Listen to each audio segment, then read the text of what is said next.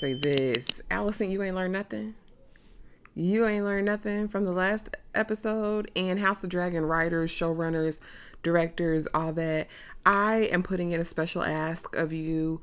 I don't want to see Alicent and Sir Krispy Kreme at the end of every single episode getting Bucky naked. Okay, let's move on. Let's get some variations. This is something I don't ever need or want to see again, y'all. But we are back, you already know, to talk House of the Dragon, Season 2, Episode 2. Let's get right into it. The aftermath. Aegon is completely spazzing, declares war, destroys everything that his grandfather built. And I mean literally. Because if you remember, King Viserys had this beautiful model display of King's Landing and the kingdoms and all that, which was absolutely incredible. And Aegon, in his grief, if we want to call it grief, completely destroys it, everything. And this is immediately a moment for me where I had to pause and say, okay, this is literally indicative of what's going to happen under the reign of Aegon. He is going to destroy everything that temperance and forbearance, as Otto says later, all of the good qualities of Viserys that he built within the realm is all going to be ruined unless we can hurry up and get Aegon deposed. You know what I mean? Anyway, Aemon just kind of surveying the aftermath as well quietly and finds the gold coin. So we already know, I believe, what that means. That was the payment that Daemon sent. And because the people, blood and cheese, they were sloppy. Alicent and Otto are having a conversation and basically discussing the fact that the villain will be found. But we mustn't be shaken by this, right? And she's immediately like, the gods are punishing her. And Otto's like, why would they be punishing her? But of course, Alicent isn't going to tell her daddy. It's because she's been busting it open with Sir Krispy Kreme. Aegon,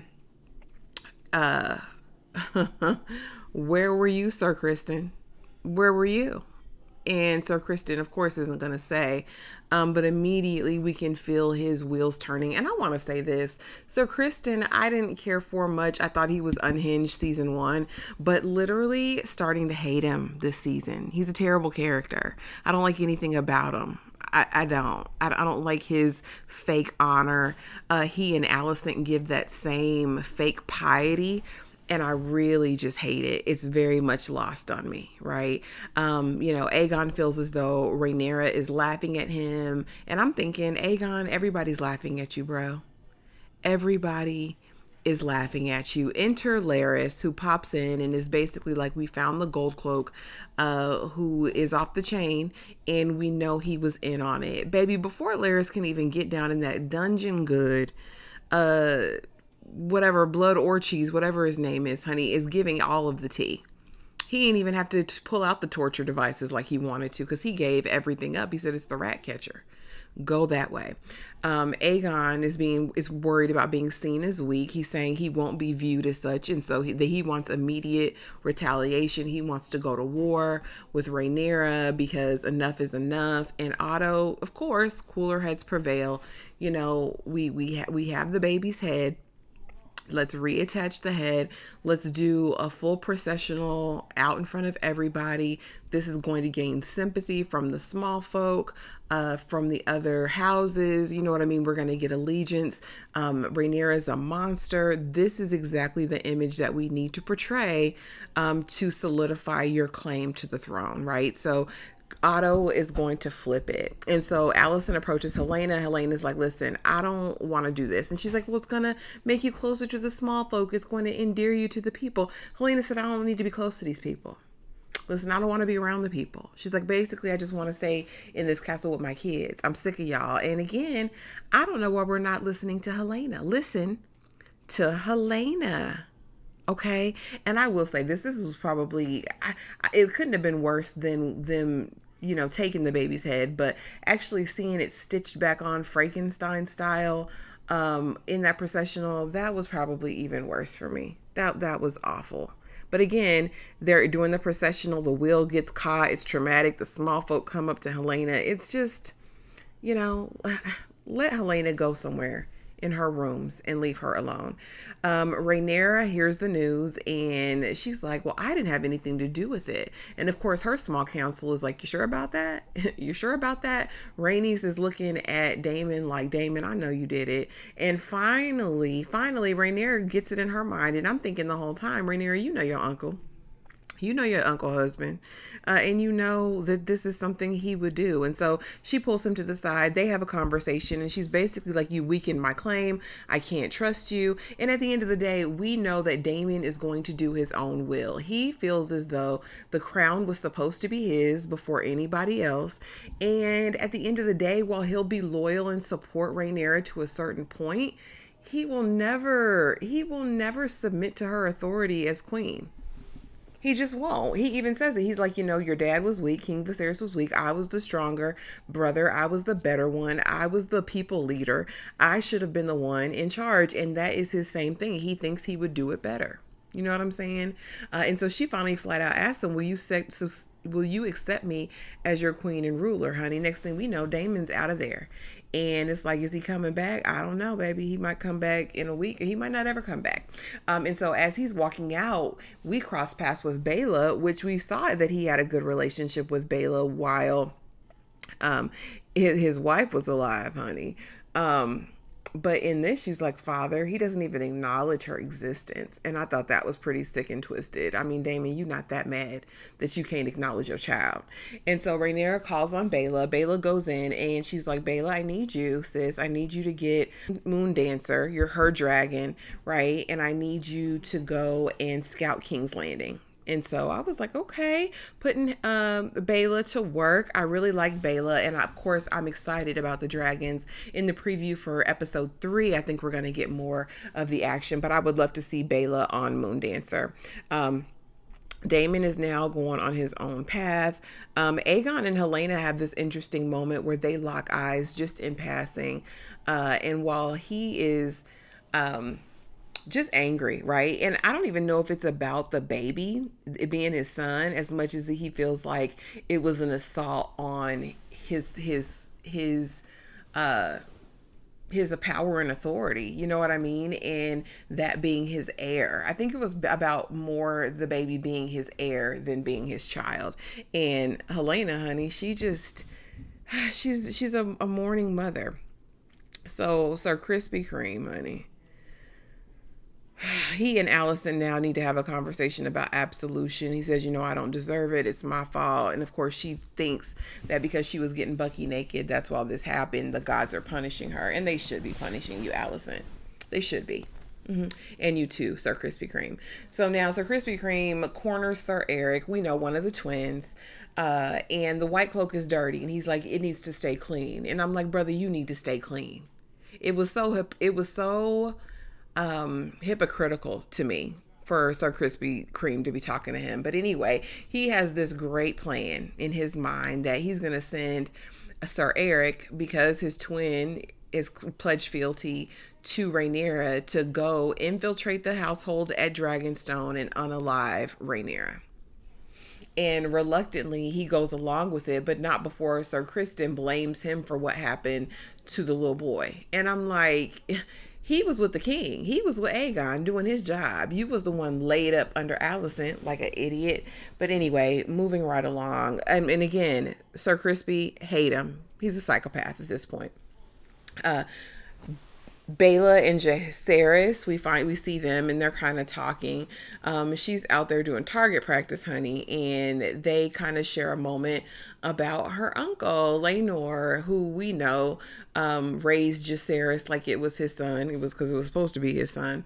And he was like, you know, he was kind. He taught us songs. He loved us, you know, and he talks about himself missing Luke. It was kind of like just a little added scene. We didn't get a ton of depth, but I did like seeing the interaction between Jaehaerys and Baela in that moment. Next, I'm like, okay, we're at a pleasure house and it looks like a Targaryen is one of the girls, okay, one of the girls. And I'm like, where are we at? Next thing we know, we see dadgum Aemond with an elderly lady in the boudoir. He's butt booty naked in the fetal position, telling her all his issues. about, Damon sees me as a threat. That's why he sent somebody to get me. With Luke, I really didn't mean it. But they used to make fun of me when I was little. And I'm like, what the heck? And then she's trying to get busy with him. He's like, not right now. Crawls up in a little ball in her lap. I'm like, Aemond, somebody gonna match your freak? Is that the one who's matching your freak? But I didn't like him and Granny, if I can be honest. I didn't like it. I ain't like it at all. Next, honey, we meet Hugh, and I believe we met Hugh at the King's Court before. He was the one who forges the tools, right? And he was asking the king for payment up front to prepare for this war. And of course, King Aegon granted it, but they still don't have money yet. So we meet him, his wife, and apparently their sickly child. I'm very interested to see how he's going to play in this because, again, they don't really just introduce people for no reason. Next, we see Alan of Hull again. And this time we meet his brother, Adam. And Adam comes up to him and is like, bro, heard that you were meeting with Corlys, the sea snake. Has he kind of like enlisted you? Like, do we have that contract or nah? And Alan is like, listen, I don't want anything from the sea snake. Do you know what comes along with that? And Adam's like, well, we need it. He owes us. We need this. And Alan is like, it's because you ain't seen what's out there, brother.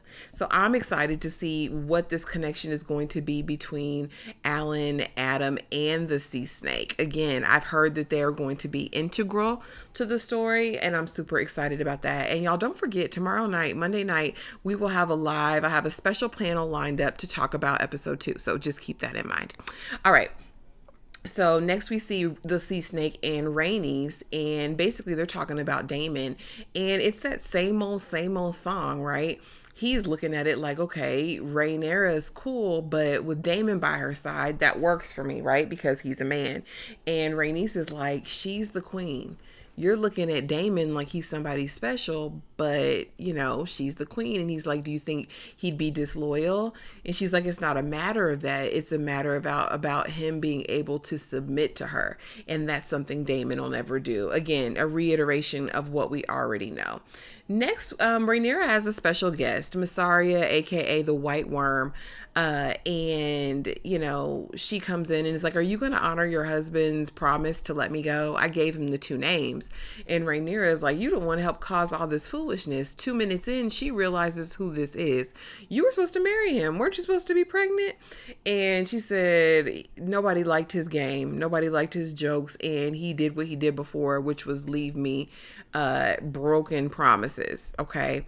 And so Rhaenyra is like, I don't know if it's even going to serve me to set you free at this point. And she's like, we learn more about White Worm, how she worked her way up through the ranks in the pleasure houses, in making herself the best friend to the men, honey, getting their secrets and bartering with them.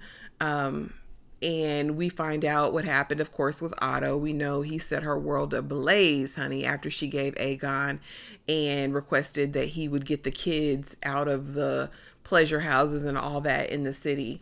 And so, again, that's why she's kind of in the state that she's in now, losing anything. And she says, I probably should have stayed in the pleasure trade, based on just all the trouble that she's had. And so Rhaenyra finally makes a determination and says, you know what, I'm going to let you go.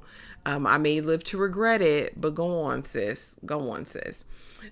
We get back to King's Landing, and Aegon has hung all the rat catchers, honey, and then posted them all outside the city wall where everybody can see. And so Otto's 38 hot, comes in there, tells them what a terrible idea that was, and what are you thinking? And basically the long and the short of it is Aegon takes away the hand of the king from him and gives it to Sir Krispy Kreme. Because Sir Krispy Kreme's the only one doing the real work. He sent Sir Eric to Dragonstone to unalive Rhaenyra, Otto, which is more than you've ever done, old man. And Otto's like, you're so stupid. You're an idiot. And of course, Sir Krispy Kreme, don't talk to your king that way. He's like, shut up. And so he throws the hand, the little signet button over to Sir Krispy Kreme. And he's like, you're going to regret this for the rest of your life. This is the worst decision you could ever make. And Aegon's like, well, this is what my father, he's like, your father, you really still believe that your father wanted you to be king? Yeah, right. And so in this moment, we know Otto knew that Viserys didn't want damn Aegon to be king. He knew it. Aegon is useless. Let's be serious. Let's be all the way 100%. Okay, so Sir Eric done made his journey to Dragonstone. He's in there, infiltrates the castle, sees his brother just in passing, but they're passing each other. White Worm actually sees as well, and I thought she was going to make a run for it to try to warn the household, but she didn't. And I was like, Massaria, that's not a good look. I expected more of you, especially just the allegiance that she let you go. So anyway, he gets in there, but the brother is Johnny on the spot, honey. And this was probably the most action-packed part of the episode because Rhaenyra is in her bed. He'd unlocked the side door, and now it's Eric versus Eric, and they are fighting. And the good Eric wins the battle. Has to unalive his brother and tells him I love you in that moment, and then falls on his own sword. Child, it was tragic, and all about these people who just can't get the lineage right, who can't get the succession route right. You know what I mean? Just at somebody's whims, you would fight your own brother, your twin brother, who you entered this world with. It was kind of heartbreaking in the moment, if I can be honest with you. And so now that all that's done, Alicent's talking to Otto, and Otto's leaving, and she's like, well, just go here. I can get him back on track. And I just need to make this point. And I never thought I'd be saying this, y'all, but give me a Cersei over a Alicent any day. Alicent is so weak. And at the end of the day, you're not even a good mama. She walks in on Aegon crying like a baby. And do you think that heifer went over to console her child? No, she ran into the arms of Sir Krispy Kreme to sit on him again. Like, where are your priorities? What are you thinking and what are you doing? And how did you raise these little impertinent creatures? At least Cersei loved her kids down. Good, bad, or indifferent. And at least Cersei had a damn plan. You wasn't going to set her out to pasture, honey. And you wasn't going to remove her daddy his hand to the king. Nope. You weren't. Not Cersei. But again, you know, and like I had made my ask earlier, House of the Dragon, season 2, enough of Alicent and Krispy Kreme. Let's move on. And really, him hand to the king after being commander of the Night's Watch or of the Gold Cloaks for 2 days. Like, come on, guys. Let's do better. But anyway, guys, those are my quick thoughts immediately after the episode of House of the Dragon Season 2, Episode 2. Drop in the comments below. Let me know what you thought of this episode. And if you're still here, please be sure to like, comment, subscribe, and I will see y'all in the next video.